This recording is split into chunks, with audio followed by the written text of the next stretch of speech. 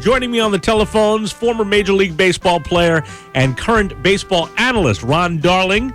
Good morning. Thanks for getting up early. Thanks a lot, Adam. I do this too. I know you do it for a living, but I get up early too. It's no big deal. Now, the last time I saw you was at the Baseball Hall of Fame inductions. Dennis Eckersley was being inducted. You spent some time with him in Oakland. What was your relationship with Eck? Well, we became best friends. I'm from Boston originally, so it was kind of funny. When I was in college, Eck was one of my favorite pitchers on the Red Sox, as I rooted from afar.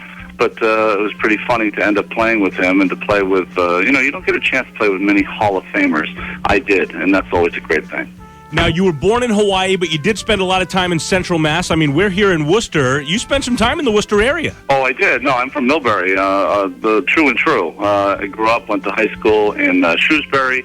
And, Central Mass is my home. All my brothers still live there. My parents still live in Millbury. In fact, I was with a guy from St. John's High School yesterday, and we were reminiscing about the old days on Plantation Street and everything in Worcester and Shrewsbury Street, how it's changed, and all those things. So, yeah, it's a place that I'll never forget. I love when I go back home. And your brother Charlie recently named the MVP of an over-30 baseball league here in Worcester this year. I know. He's in trouble, though, because I think he's going to turn 40 soon, so he's going to get all these accolades in. Hey, we're all getting older and we're all getting bigger. In fact, my doctor likes to say obese. But you lost some weight recently, and you did it with Weight Watchers Online for Men. Last year, they had the reunion for the 86 Mets that won the World Series. Mm-hmm. Everyone from Massachusetts knows a little bit about that.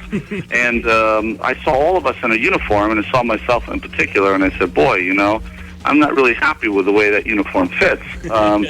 So, yeah, and like all of us, or anyone who's turned my age, getting close to 50, those pounds just come on little by little, and then you realize that you're not in fighting shape. I got to tell you, Ron, I'm a huge Mets fan. You brought up 1986. It was one of the highlights of my life, and I'm not very popular for saying that here in the Worcester, Massachusetts area. I'm sure. Were you a Red Sox fan growing up when you were living here?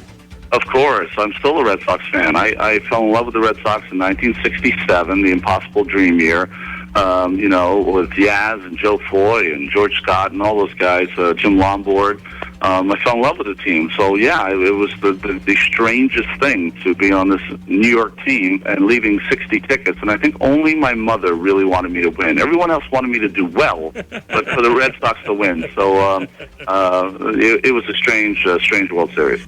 Mets, Red Sox World Series. Who are you rooting for? Well, I'm doing the games, post-game and pre-game for the Mets. So I know these guys. I'm really, really happy for them when they win. But I will definitely have a smile if the Red Sox wear the crown. So. You're killing me, Ron. You're killing me. Ron Darling, next time you come home to visit Mom and the brothers and you want to hear the great hits of the 60s and 70s, you put it right here on Oldies 98.9. I'll make sure I check you out when I come to Worcester. Take care, buddy.